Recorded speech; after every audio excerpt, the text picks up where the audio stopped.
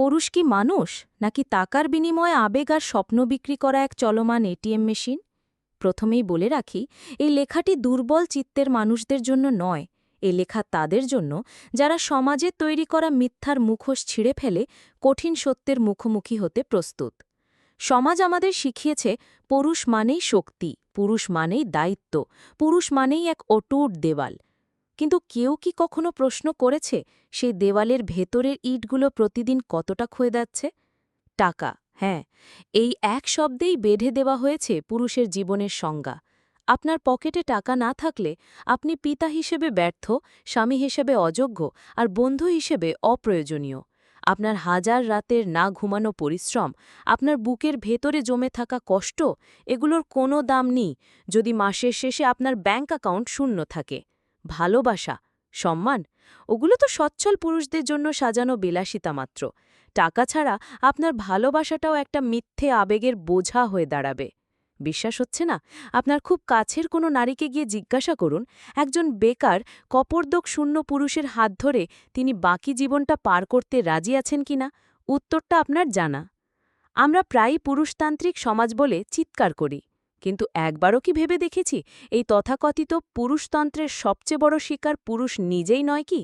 যে পুরুষকে তার কান্না লুকোতে শেখানো হয় কারণ ছেলেরা কাঁদে না, যে পুরুষকে তার স্বপ্ন বিসর্জন দিতে হয় পরিবারের প্রয়োজন মেটানোর জন্য, যে পুরুষ নিজের শারীরিক বা মানসিক অসুস্থতার কথা বলতে পারে না কারণ তাকে শক্তিশালী থাকতে হবে। এই সমাজ কি সত্যি পুরুষতান্ত্রিক নাকি প্রয়োজনতান্ত্রিক, যেখানে পুরুষের প্রয়োজন ফুরালেই তার আর কোনো মূল্য থাকে না? কয়েকটি জ্বলন্ত প্রশ্ন যার উত্তর দিতে আপনি বাধ্য। আপনি আপনার বাবা, ভাই বা স্বামীকে শেষ কবে জিজ্ঞাসা করেছেন, তুমি কেমন আছো? তার টাকার হিসেব বা বাজার করার তালিকা ছানা?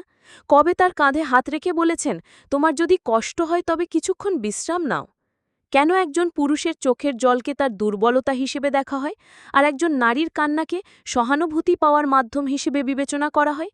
এই দ্বিমুখী নিয়মটা তৈরি করেছে কে? যে ছেলেটা পরিবারের স্বপ্ন পূরণ করতে নিজের সব ইচ্ছেকে জীবন্ত কবর দেয়, তার সেই আত্মত্যাগকে কেন দায়িত্ব বলে চালিয়ে দেওয়া হয়? কেন সেটাকে মহত্ব হিসেবে স্বীকৃতি দেওয়া হয় না? একজন পুরুষ ভুল করলে তার সমস্ত ভালো কাজ কেন এক মুহূর্তে মুছে যায়? কেন সমাজ তাকে দ্বিতীয়বার সুযোগ দিতে এত দ্বিধা করে? আসলে পুরুষদের বানানো হয়েছে এক অদৃশ্য যুদ্ধক্ষেত্রের সৈনিকের হিসেবে। তারা প্রতিদিন লড়াই করে, নিজের ভেতরেই রক্তাক্ত হয়, কিন্তু তাদের যন্ত্রণা দেখার বা শোনার মতো কেউ নেই। কারণ সবাই ধরে নিয়েছে দেওয়াল কখনো ভাঙে না। কিন্তু সত্যিটা হলো দেওয়াল ভাঙে, আর যখন ভাঙে তখন তার নিচে চাপা পড়ে একটা আস্ত জীবন, যা হয়তো একটু ভালোবাসা বা ভরসার জন্য হাহাকার করছিল। পরের বার কোনো পুরুষকে হাসি মুখে দেখতে পেলে একবার তার চোখের গভীরে তাকাবেন। দেখবেন সেই হাসির আড়ালে একটা গোটা পৃথিবী পুড়ছে, যার আজ বাইরে থেকে পাওয়া যায় না। দেওয়ালটা পুরোপুরি ভেঙে পড়ার আগেই তার ভেতরের মানুষটাকে খুঁজে বের করার চেষ্টা করুন। কারণ রোবটেরও বিশ্রামের প্রয়োজন হয়, আর পুরুষ তো রক্তমাংসে গড়া একজন মানুষ মাত্র।